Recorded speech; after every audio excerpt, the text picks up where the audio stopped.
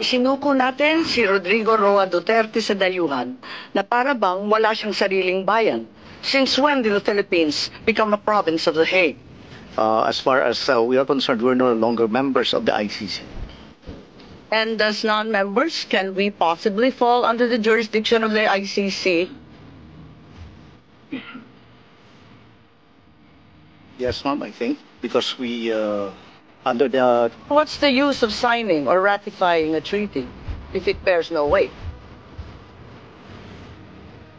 Nagsalita po ang ating mahal na Secretary John Vic na ang nagplano po rito, o yung pagkaintindi namin, itong apat na pinangalanan ang siyang nagplano. I said it was not me.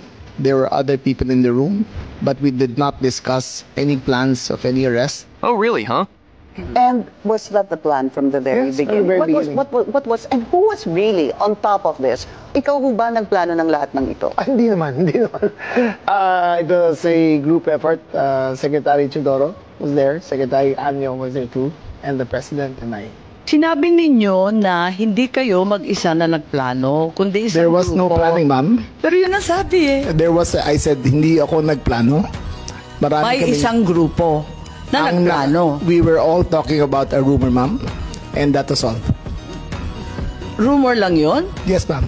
Group effort ang sabi mo eh. Pero para lamang sa kaprasong chismis, magtitipon-tipon pa yung mga sekretary ng kabinete. Nakakatuwa naman.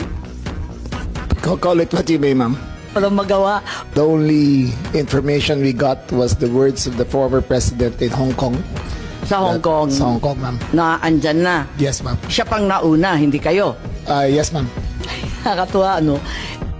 Meron po tinatawag na red diffusion, blue diffusion. May kulay ba ito?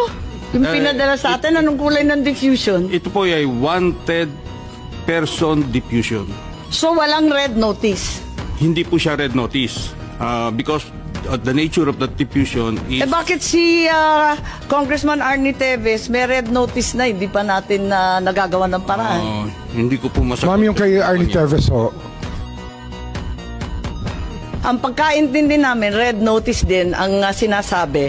Eh ngayon, lumalabas na wala kailanman na lumabas na red notice mula sa Interpol, kundi diffusion lamang. Baka dahil sa panahon, kasi mabilis po ang pagganap ng lahat, yung mga pangyayari. So, ibig sabihin, ang katotohanan, walang red notice. Mag-ingat po kayo, you're under oath, makokontempt po tayo. Was this warrant presented to PRRD at the time he was arrested?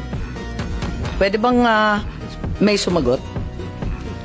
Si General Torre, mukhang kabisado niya. Siya yung nasa video eh.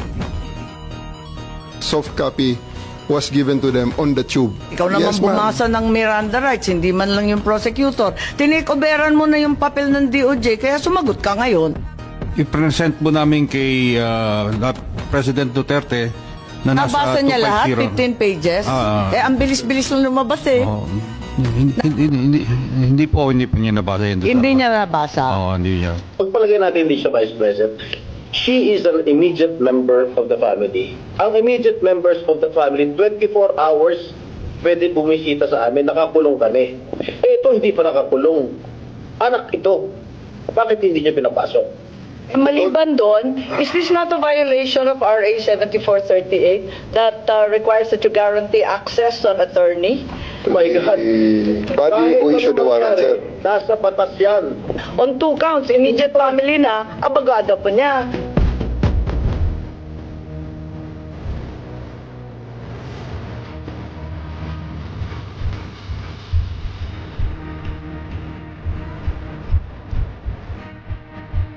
This is bigger than Duterte. This is about our dignity as Filipinos.